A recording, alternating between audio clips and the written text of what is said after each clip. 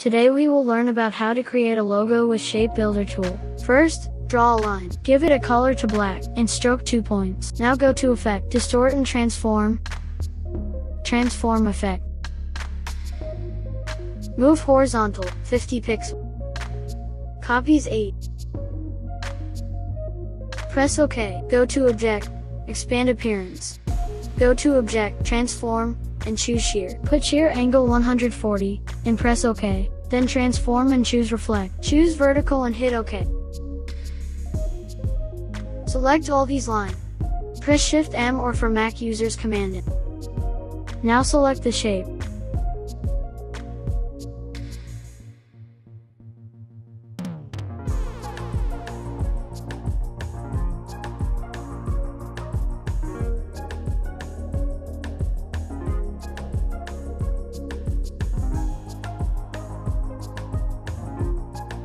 Hold Alt or Option key on Mac to remove excess point.